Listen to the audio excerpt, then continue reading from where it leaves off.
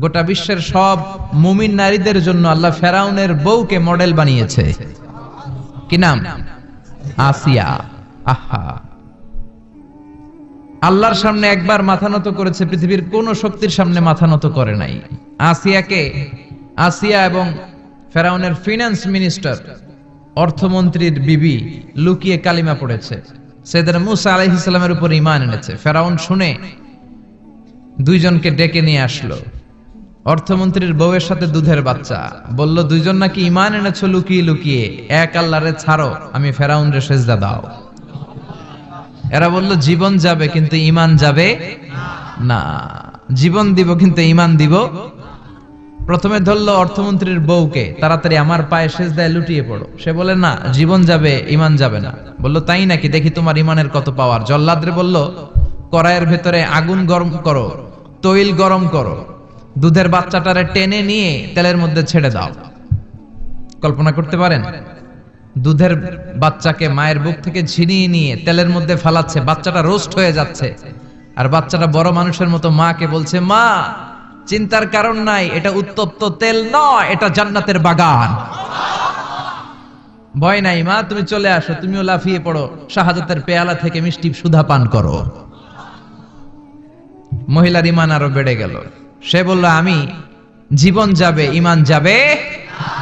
ফেরাউন বলল তোর ঈমান কত আমি দেখে নেব।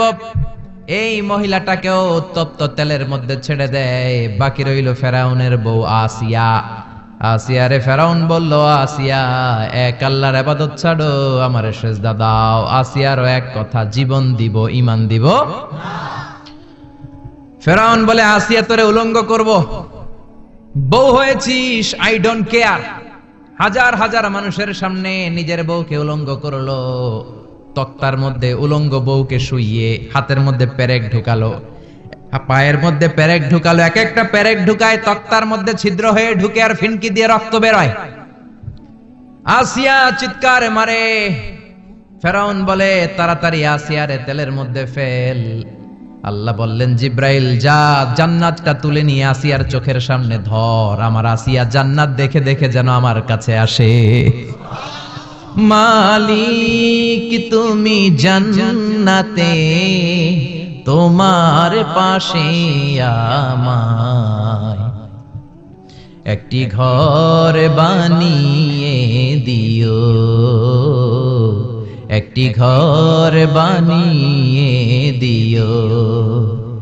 সে বিভীষিকাময় মহাদিনে তোমার কাছে তুমি টেনে নিও। মালিক তুমি জান্নাতে, তোমার পাশে আমায় একটি ঘর বানিয়ে দিও। পড়েন আমিন।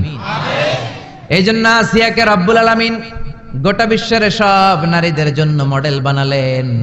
তার মানে কাফেরের বউ মুমিন নারীদের মডেল, আবার নবীর বউ লূত আলাইহিস সালামের বউ, নূহ আলাইহিস সালামের বউ কাফের নারীদের মডেল। সুবহানাল্লাহ কইবেন না? এজন্য ইসলাম হচ্ছে অনেক ব্রড মাইন্ডেড। এই কোরআনের মধ্যে আল্লাহ সব দিয়েছে, আপনার যা দরকার। এই ফেরাউনের স্টোরিগুলো কোরআনের ভেতরে আছে না নাই? নূহ আলাইহিস সালামের ঘটনা আছে না নাই? তো বাচ্চাদেরকে সিংহ মামার গল্প, বিলায়ের গল্প না শোনায় কোরআনের গল্প শোনাবেন, নবীদের গল্প শোনাবেন। ছেলেগুলো ভদ্র হবে, ইসলাম শিখবে, আল্লাহওয়ালা হবে। চিল্লা এখন ঠিক কিনা? যা দরকার আল্লাহ সব বলে দিলেন, আর বললেন বাস যা বলার সব বলে দিছি, নতুন করে আর কিছু বলবো না, মারামারি করার কোনো সুযোগ নাই। চিল্লা এখন ঠিক কিনা?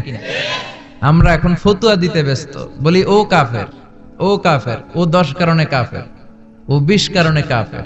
এই কাফের মরলে তার কবর দেয়া হলে কবরের উপর যে ঘাস উঠবে মাটিতে, ওই ঘাস যদি কোনো গরু খায়, ওই গরু যে দুধ দিবে, দুধ যে খাবে ওইটাও কাফের। এরকম উল্টাপাল্টা ফতোয়া আছে না নাই? এগুলো করা যাবে না। কোরআনের পথে আসতে হবে। কোরআন হচ্ছে আমাদের জন্য সমাধান। যা দরকার সব দিলেন।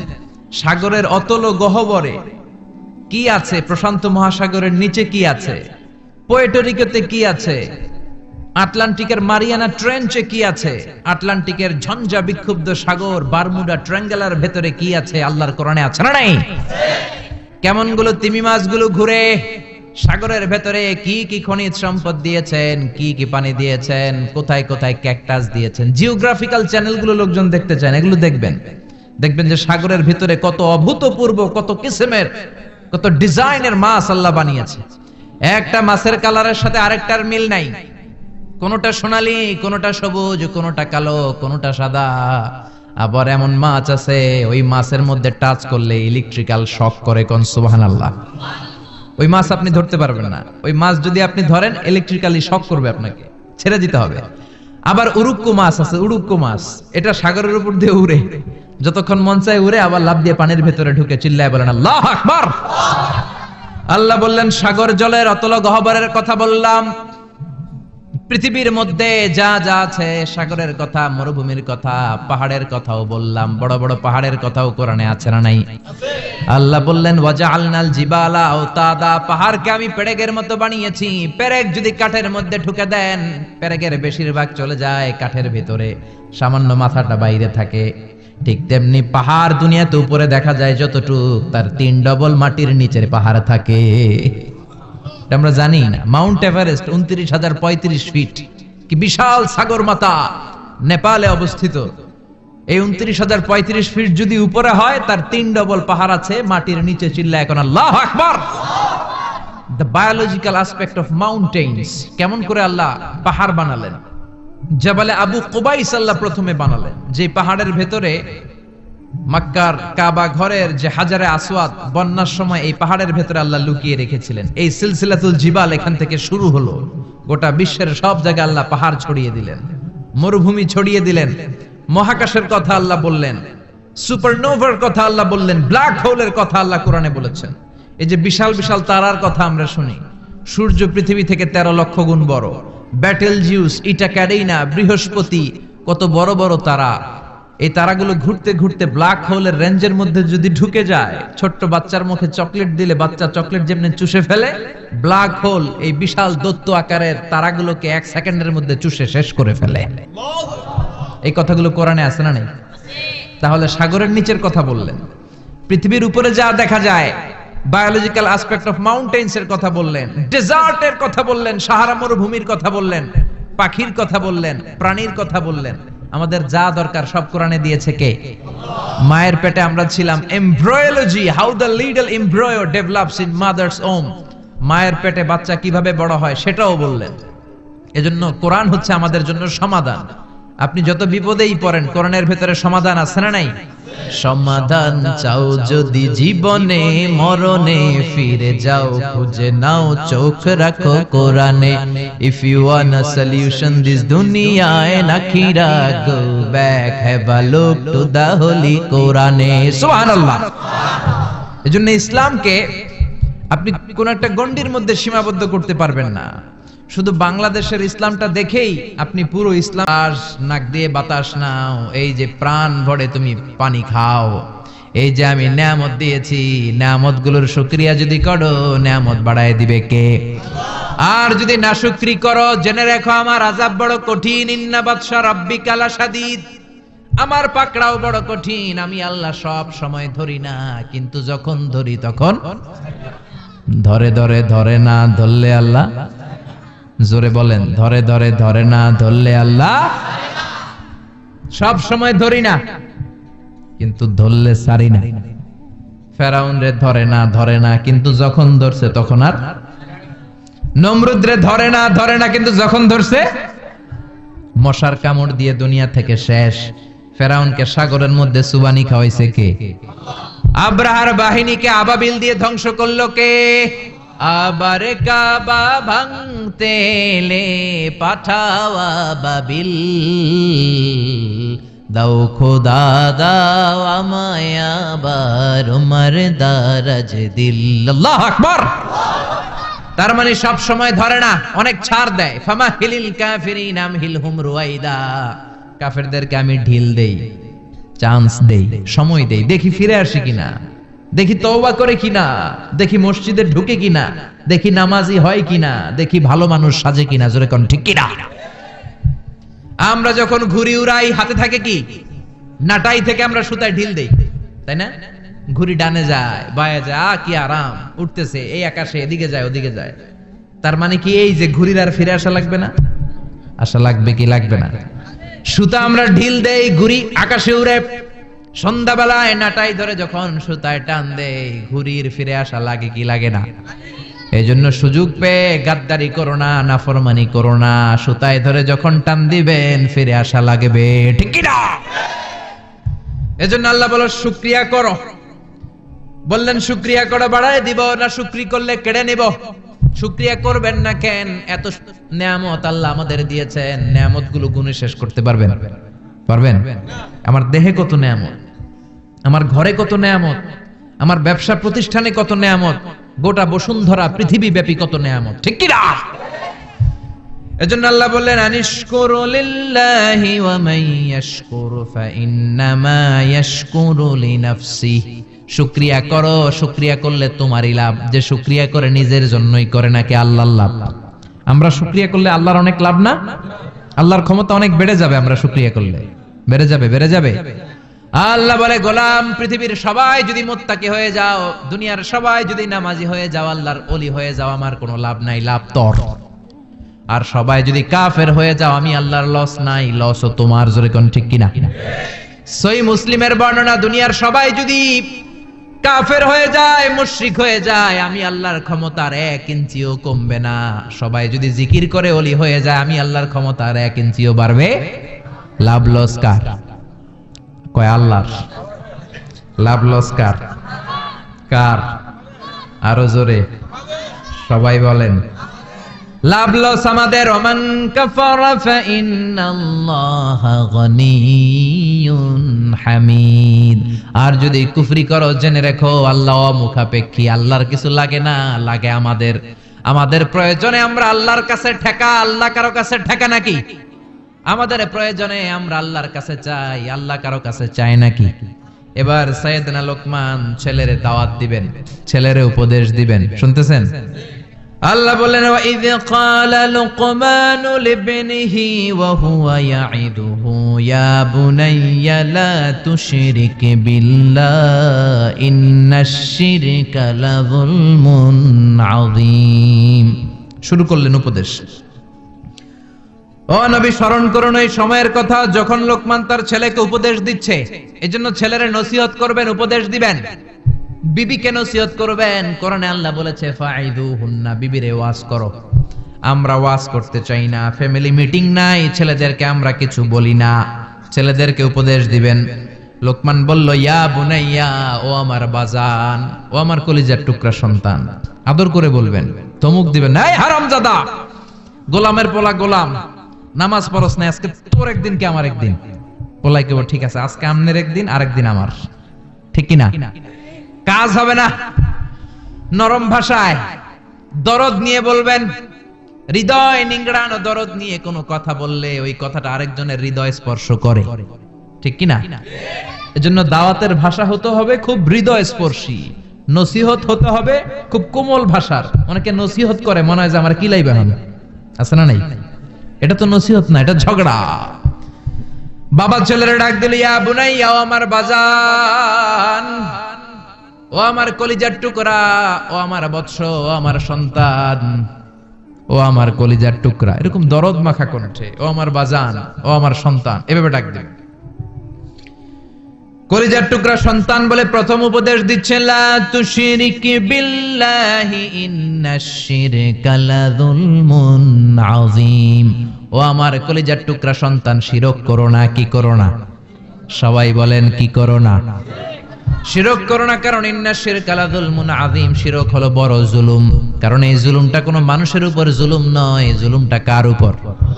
যে আল্লাহ রিজিক দেয়, আল্লাহর না মাইনা আরেকজনরে মানেন, আপনি মুমিন না মুশরিক? যে আল্লাহ আপনার স্রষ্টা, তার ইবাদত না করে আরেকজনের ইবাদত করেন, আপনি মুমিন না মুশরিক? এজন্য বললেন লা তুশরিক বিল্লাহ, শিরক করো না। খেয়াল করবেন, সবচেয়ে জরুরি জিনিস আগে বলতে হয়। এই জিনিসটা অনেক জরুরি। শিরক কিন্তু অনেক ভয়ঙ্কর। শিরক হচ্ছে ভয়ঙ্কর ঈমান বিধ্বংসী মারণাস্ত্র। এই শিরক যদি আপনি করে ফেলেন, আপনার সব শেষ। এজন্য প্রথমে শিরকের কথা বললেন। শিরক হলো ঈমান বিধ্বংসী মারণাস্ত্র, এইডস এর চেয়ে ভয়ঙ্কর। ক্যান্সারের চেয়ে ভয়ঙ্কর। ক্যান্সারের অ্যানসার আছে, শিরকের কোনো অ্যানসার নাই, ঠিক কিনা? বিশ্বনবী বলেন আখফা মিন দাবিবিন নামাল, পিঁপড়ার চেয়েও গুটি গুটি পায়ে তোমার দেহের ভেতরে শিরক নামক ভাইরাস ঢুকে তোমার ঈমানকে সারখার করে দিবে, ঠিক কিনা? এজন্য কখনোই কোনোভাবে শিরক করা যাবে। আমরা যখন নামাজে দাঁড়াই আল্লাহ বলে নামাজ পড়ে পড়িস, আগে বল শিরক করস কিনা। আমরা বলি ওয়াজ্জাহাতু ওয়াজহিয়া লিল্লাযী ফাতারাস সামাওয়াতি ওয়াল আরদা হানিফাও ওয়া মা আনা মিনাল মুশরিকিন। আমরা বলি ও আল্লাহ ওয়া মা আনা মিনাল মুশরিকিন, আমরা শিরক করি। আবার যখন আমরা হজ করতে যাই, ইজার পরে রিদা পরে হজের জন্য যাই, আল্লাহ বলে হজ পরে করিস, আগে বল শিরক করস কিনা।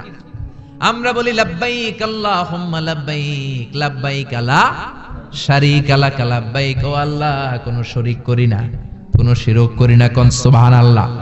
এজন্য আল্লাহ বললেন ইন্নাল্লাহা লা ইয়াগফিরু আন ইউশরাকা বিহি ওয়া ইয়াগফিরু মা দুনা যালিকা লিমান ইয়াশা।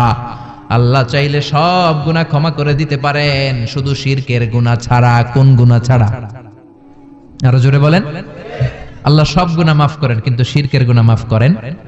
এজন্য হাদিসে কুদসিতে আল্লাহ বললেন পাহাড় পরিমাণ গুনাহ নিয়ে যদি কিয়ামতের দিন আমার সামনে হাজির হয়ে যাও, ওই গুনার মধ্যে যদি শিরকের গুনাহ না থাকে, আমি আল্লাহ পাহাড় পরিমাণ ক্ষমার দয়া নিয়ে তোর কাছে হাজির হয়ে যাব।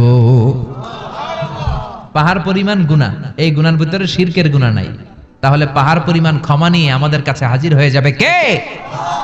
এজন্য আল্লাহ ফরমান লা ইন আশরাকতা লা ইয়াহবাতান্না আমালুকা ওয়া লা তাকুনান্না মিনাল খাসিরিন। যদি কোনো ক্রমে শিরক করে ফেলো, তোমার সব আমলগুলো বাতিল করে দিবে কে? আল্লাহ। এজন্য শিরক করা যাবে? শিরক মানে আল্লাহর সমকক্ষ কাউরে মনে করা, আল্লাহর অংশীদার স্থাপন করা, আল্লাহর নামে কাউরে ডাকা, আল্লাহর মতো কাউরে ক্ষমতাবান মনে করা, এটা হচ্ছে শিরক। বুঝতে পেরেছেন? এজন্য প্রথমে ছেলেরা বললেন লা তুশরিক বিল্লাহ, আল্লাহর সাথে শিরক করবা না। শিরক হলো বড় অপরাধ, শিরক হলো মহা পাপ, সব পাপের বাপ। এটা হচ্ছে শিরক। এটা কি? শিরক করা যাবে? শিরক তিন ধরনের। কথাগুলো কঠিন, সহজে বুঝালে বুঝবেন। সহজ করে কইতে আমায় কহজে, সহজ করে যায় না কওয়া সহজে। সহজ করে বুঝাচ্ছি, কিন্তু মনোযোগ দিয়ে শুনতে হবে। শুনতেছেন তো? তিন প্রকার। প্রথমে শিরক দুই প্রকার, শিরকে আকবার, শিরকে আসগার। শিরকে আকবার মানে বড় শিরক, এই শিরক করলে আপনি মুশরিক, আবার নতুন করে কালিমা পড়তে হবে। এটা তিন ধরনের শিরক ফির রুবুবিয়া, রব হিসেবে মানতে হবে একজনকে, তিনি কে? আল্লাহর ছাড়া যদি অন্য কাউরে রব মানেন, আপনি মুমিন না মুশরিক। এজন্য কবরের প্রথম প্রশ্ন কি? মার রাব্বুক। আপনি যদি কোন জানি না, কোনই আছে না নাই?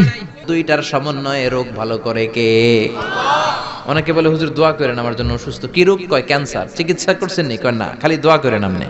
আমি বললাম আমার দোয়াতে আপনার ক্যান্সার ভালো হবে না, আপনাকে চিকিৎসাও করতে হবে, তারপরে হুজুরের কাছে দোয়াও চাইতে হবে। দুইটার সমন্বয়ে রোগ ভালো করে কে? বিশ্বনবীর সাহাবারা সফরে গেলেন, পথিমধ্যে দেখলেন অনেক মানুষের ভিড়, মানুষকে সরিয়ে এক সাহাবী ভেতরে ঢুকলেন। বুখারীর বর্ণনা। ঢুকে দেখে এক লোক শুয়ে আছে, সবাই মন্ত্র পড়ে ফু দেয়, সুমন্তর সু কালী কুত্তার গু। এরকম সুমন্তর সু আছে না নাই?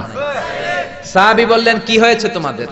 লোকেরা বলল যেই লোকটা শুয়ে আছে আমাদের নেতা, একটা অজগর সাপ পাইথন কামড় মেরেছে, আমাদের নেতা মরে যাবে, আমাদের সুমন্তর সু কালী কুত্তার গু এগুলো দিয়ে কিচ্ছু হচ্ছে না, কি করি? বুখারীর বর্ণনা। সাহাবী বলেন আমার কাছে এমন এক জিনিস জানা আছে যেটা পরে ফু দিলে ভালো করবে কে? আল্লাহ। ওরা বলতে লাগলো তাহলে তুমি করো। সাহাবী কয় না, করুম না, শর্ত আছে। কি শর্ত? 100 ছাগল দিবা। কয়টা ছাগল? কতিফু গানাম, এক পাল ছাগল দিতে হবে। সবাই চিন্তা করলো যেটা অসুস্থ আমাদের নেতা, নেতা মরে গেলে আমরা হয়ে যাবো খেতা, ঠিক কিনা? ছাগলের কোনো সমস্যা নাই, বাড়ি বাড়ি ছাগল তুলতে শুরু করলো। এক পাল ছাগল তোলা হয়ে গেল। এবার সাহাবীরা ডেকে বলে যাও ঝাড়ফুঁক করো। বিশ্বনবীর সাহাবী ওযু করে জিজ্ঞেস করলো কোন জায়গায় কামড় দিয়েছে? পায়ের এই জায়গায় কামড় দিয়েছে। বিশ্বনবীর সাহাবী একবার সূরা ফাতিহা পড়ে ফু দিলেন, বন্ধ চক্ষুটা মুহূর্তের মধ্যে খুলে যায়। আবার ফু দেওয়ার পরে শোয়া থেকে বসে যায়, তৃতীয়বার ফু দেওয়ার পরে দাঁড়াইয়া হাঁটতে শুরু করছে, আল্লাহু আকবার। সব তো টাসকি খেয়ে গেছে। সাহাবা কয়, টাসকি পরে খাইও, আগে ছাগল দাও। 100 ছাগল নিয়ে বাপের বেটার মতো মদিনায় ফিরে আসতেছে। মাঝ পথে সাহাবাদের পেটে প্রচন্ড ক্ষুধা, কয়েকটা ছাগল জবাই করেও খাইছে গোশত। এখন চিন্তা করলো, হায় রে, কোরআন বেচা যে ছাগল লইলাম, এটা জায়েজ হয়েছে কিনা খাওয়াটা। বিশ্বনবীর মাসালা জিজ্ঞেস করার দরকার আছে না নাই? মদিনায় যে বিশ্বনবীর দরবারে হাজির, সালাম দেয়, ও নবী, সফর থেকে এসেছি, এমন এমন ঘটনা, 100 ছাগল এনেছি, ফাতিহা দিয়ে ঝাড়ফুঁক করেছি, জায়েজ হয়েছে কিনা বলেন। ছাগলের গোশত সবার পেটে ঢুকে গেছে আমাদের, এখন মাসালা দেন তাড়াতাড়ি। বিশ্বনবী বললেন, জায়েজ হয়েছে মানে কোরআনের দাম বাড়ায় আসছো মিয়া, ছাগলের গোশত কিছু থাকলে আমার ঘরেও দিও। আল্লাহু আকবার। এজন্য ঝাড়ফুঁক আছে যেখানে আমরা আছি, কিন্তু সেই ঝাড়ফুঁক হইতে হবে কোরআন দিয়ে। কি দিয়ে? নাকি সুমন্তর সু? মনে থাকবে, মনে থাকবে। আল্লাহ সহিহ সমঝ দান করুক, পড়ি আমিন। এবার আমরা সরাসরি কোরআন থেকে শুনবো। আমি শুরুতে সূরা লোকমান থেকে একটা আয়াত তেলাওয়াত করেছি। এই সূরা লোকমানের আলোকে কিছু কথা আপনাদের সাথে শেয়ার করব। পড়েন ইনশাআল্লাহ, আরো জোরে ইনশাআল্লাহ। সূরা লোকমান কোরআনের 21 পারার সূরা, 31 নম্বর সূরা। আয়াত আছে 34টা, রুকু আছে 4টা। আমরা দ্বিতীয় রুকু থেকে কথা শুনবো। সূরাটা মাদানী নয়, সূরাটা মাক্কি। সূরাটা কি? মানে হিজরতের আগে অবতীর্ণ হয়েছে। কোরআনে ব্যক্তির নামে মোট 8 সূরা। কয় সূরা? সবাই বলেন না। 8টা সূরা ব্যক্তির নামে, এর মধ্যে 6টা হচ্ছে নবীর নামে, 2টা ওলির নামে। 6টা নবীর নামে। এক হচ্ছে সূরা ইউনুস, সূরা ইউসুফ, সূরা হুদ, সূরা নূহ, সূরা মুহাম্মদ, সূরা ইব্রাহিম। এই 6টা কাদের নামে? নবীর নামে। আর 2টা ওলির নামে, একটা হলো মহিলা ওলি আর একটা পুরুষ ওলি। মহিলা ওলি হচ্ছে মারইয়াম, ঈসা আলাইহিস সালামের মা, ওনার নামে একটা সূরা আছে না নাই? কাফ হা ইয়া আইন সাদ আছে না নাই? আর একটা হচ্ছে পুরুষ ওলি, তিনি হচ্ছেন লোকমান আলাইহিস সালাম। কোন সুবহানাল্লাহ। লোকমান আল হাকিম, আল্লাহ ওনাকে অনেক জ্ঞান দিয়েছেন, অনেক প্রজ্ঞা দিয়েছেন, অনেক মেধা দিয়েছেন, অনেক বুদ্ধিমত্তা দিয়েছেন। উনি ওনার ছেলেকে 10টা উপদেশ দিয়েছেন। এই উপদেশ বাণীগুলো আল্লাহর কাছে এত ভালো লেগেছে, আল্লাহ সরাসরি কোরআনের মধ্যে উপদেশগুলো তুলে ধরেছে। সুবহানাল্লাহ। বাড়িতে যে বলেন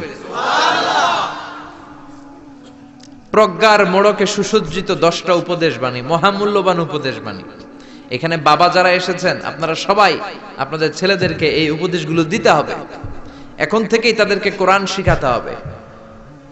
এজন্য ইসলাম বলে, জন্ম নেয়ার পরে বাচ্চার কানে তুমি আজান দাও। যদিও বাচ্চার উপর এখনো তার আমলনামা শুরু হয় নাই, কিন্তু তার কানের সামনে ইসলামটা তুমি পৌঁছে দাও। এখনো তার নামাজ ফরজ না, রোজা ফরজ না, বড় হয় নাই, আমলনামা শুরু হয় নাই, কিন্তু জন্মের পরেই আজান, কারণ ইসলামটাকে কানের সামনে তুলে ধরো। 7 বছর বয়স হয়েছে, একটা সুন্দর নাম রাখো। সুন্দর নামের দরকার আছে না নাই? এখন সুন্দর নাম রাখতে চায় না। আজকে যার বাসায় খেলাম, ছেলের নাম আল ফারাবি, একজন বড় দার্শনিকের নামে নাম, খুব সুন্দর। এগুলো রাখবেন। লোকমান, এই নাম রাখবেন। লোকমান নামটা কেমন লাগে? সুন্দর লাগে তো? এই ভালো ভালো নামগুলো রাখবেন, তাহলে ছেলেগুলোর ভদ্র বানাবে কে? এখন অনেক বাসায় গেলে বাচ্চাদের এমন নাম শোনা যায়, অবাক হয়ে যায়। চাচা গ্রাম থেকে শহরে আসছে ভাতিজার সাথে দেখা করতে, গ্রাম থেকে শাকসবজি নিয়ে আসছে। তো যাওয়ার পরে ভাতিজা নাস্তা দিচ্ছে চাচাকে, চাচা খান। চাচা নাস্তা খায় আর বলে, অনেকদিন পরে আসছি, তোমার নাকি 1 ছেলে 1 মেয়ে, আমার সাথে তো কোনোদিন দেখা হয় নাই, ডাকো না একটু দেখা করি। ভাতিজা ওদেরকে ডাক দিছে, ব্রাশ ফায়ার। ব্রাশ ফায়ার শুন না, চাচা খানা থিয়া দিছে দৌড়। ভাতিজা বলে, চাচা দৌড়ায়েন না, চাচা আইজো দৌড়, কাইলো দৌড়, জনমের দৌড়। চাচাও দৌড়ায়, ভাতিজাও দৌড়ায়। চাচা কয়, ভাতিজা বয়স আমার 80, আমারে তুই ব্রাশ ফায়ার করিস না। ভাতিজা বলে, চাচা এই ব্রাশ ফায়ার ওই ব্রাশ ফায়ার না, ছেলের নাম ব্রাশ, মেয়ের নাম ফায়ার। যে বলছে ছেলে মেয়েরে ডাকো, তো ভাতিজা বলছে ব্রাশ ফায়ার। কপাল পোড়া। এরকম নাম আছে না নাই? আহাব্বুল আসমা ইলাল্লাহ আব্দুল্লাহ, আব্দুর রহমান। আল্লাহর কাছে সবচাইতে প্রিয়তম নাম হচ্ছে আব্দুল্লাহ আর হচ্ছে আব্দুর রহমান। সুবহানাল্লাহ পড়েন। এই নামগুলো রাখতে রাজি আছেন তো? আব্দুল্লাহ, আব্দুর রহমান রাখবেন, নবীদের নামে নাম রাখবেন, সাহাবাদের নামে নাম রাখবেন, তাহলে ছেলেগুলো ভদ্র হবে, নামাজি হবে, ঠিক কিনা? সাইয়েদনা লোকমান তার ছেলেকে উপদেশ দিলেন 10টা। জোরে বলেন কয়টা? উপদেশগুলো আল্লাহর কাছে এত ভালো লেগেছে, আল্লাহ সরাসরি কোরআনে যেমন যেমন বাবা উপদেশ দিয়েছিল তেমন তেমন আল্লাহ তুলে ধরেছে। এজন্য সব বাবাদের উচিত ছেলেদেরকে উপদেশ দেয়া। ছেলে যত ছোটই হোক তার কানে আপনি ইসলাম পৌঁছে দেন, জন্মের পরে কানে আজান দেন, বয়স যখন 7 দিন আকিকা দেন। আকিকা অনেকে দেরি করে দেয়, কুরবানির সাথে দেয়, হ্যাঁ আদায় হবে, কিন্তু 7 দিনে দিলে সুন্নাত সম্মত আদায় হবে, ঠিক কিনা? 7 দিনে দিবেন। 7ম দিনে মেয়ে হলে 1টা খাসি, ছেলে হলে 2টা খাসি। বিশ্বনবীর সুন্নাহ নিয়ে আপনি থাকেন, এটার মধ্যে বরকত, রহমত, মার্সি, ব্লেসিং চাচরা নাই। 7 দিনের দিন নাম রাখবেন, আকিকা দিবেন, কোরআন শিখাবেন। ছেলে যখন বড় হবে ছেলের হাতে কোরআন তুলে দিবেন, ছেলেটা কোরআনওয়ালা হবে। আর যদি ছেলের হাতের মধ্যে গানের বাদ্যযন্ত্র তুলে দেন, গানকে ভালোবাসবে। আমার বাবার মুখে প্রথম যেদিন শুনেছিলাম গান, সেদিন থেকে গানি জীবন, গানি আমার প্রাণ। আমার মায়ের আদেশ বাবার মতো গাইতে হবে গান, সেদিন থেকে গানি জীবন, গানি আমার প্রাণ। তো গান জীবন প্রাণ তো হইবই। গান শিখাইছেন, কোরআন শিখান নাই, কপাল পোড়া। গান না শিখায়া ছেলেটারে যদি কোরআন শিখাতেন, ছেলেটা বলতো বাবার মুখে প্রথম যেদিন শুনেছি কোরআন, সেদিন থেকে কোরআনি জীবন, কোরআনি আমার প্রাণ, ঠিক কি না? এজন্য জীবনটা শুরু করবেন কোরআন দিয়ে, জীবন শুরু করবেন ইসলাম দিয়ে, তখনই ছেলেগুলো ভদ্র হবে। ছোট্ট অবস্থায় ইসলাম শিখান, ছোট্ট অবস্থায় নামাজ শিখান, নামাজি হবে, বড় হলে হবে না। এজন্য মুরব্বীরা বলে কাঁচা না নোয়ালে বাস, পাকলে করে সব মুখস্থ। কাঁচা না নোয়ালে বাস, পাকলে করে টাস টাস। আসলে কথাটা ঠিক।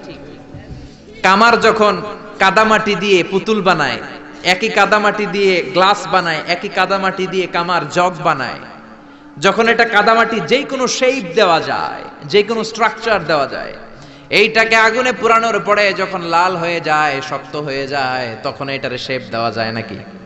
কোনো স্ট্রাকচার দেওয়া যায়? কারণ ওই যে নরম অবস্থায় আপনি ঠিক করেন নাই। আমাদের কাছে অনেকে পানি পড়ার জন্য আসে। কি জন্য পানি পড়া? কয় হুজুর পোলা কথা শোনে না। পোলার বয়স কত? কয় 30। আমি কে পানি পড়া না, আমারে বাইটটা মেশিন দিয়ে বাইটটা খাওয়াই দিল, এই পোলা মানুষ হবে না, ঠিক কি না? কারণ সময় মতো নামাজ শিখান নাই।